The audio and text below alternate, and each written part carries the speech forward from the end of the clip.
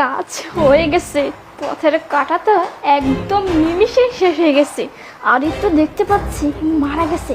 যাই হোক, একটা কাজ করি, আমার বয়ফ্রেন্ডটা ফোন দিই। হ্যালো জান, কোথায় আছো তুমি? আরে শোনো না, একটা খুশির খবর আছে। আমার হাজবেন্ড তো মারা গেছে। আরে হ্যাঁ হ্যাঁ বাবা, বাড়িতে যত টাকা পয়সা গহনা ছিল না, সব কিছু আমি প্যাক করে নিয়েছি। আরে হ্যাঁ বাবা, কোনো সমস্যা নাই।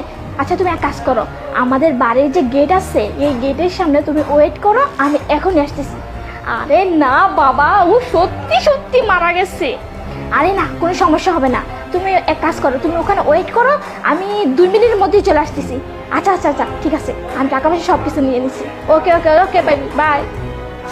যাই হোক, আরিফটা সত্যি সত্যি মারা গেছে।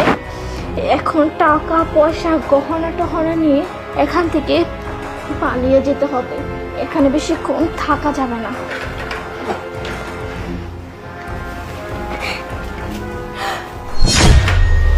কি অবাক হচ্ছ আমাকে দেখে? হ্যাঁ, টাকা, লাগেজ, লাগেজ ভর্তি সোনা সব কিছু নিয়ে কি ভেগে যাবে বয়ফ্রেন্ডের সাথে? আরে তুমি না ওখানে শুয়েছিলে? চুপ! লজ্জা করে না? নিজের স্বামীকে বিষ দিয়ে মেরে ফেলতে চেয়েছিলে, তাই না? আজকে ভাগ্যটা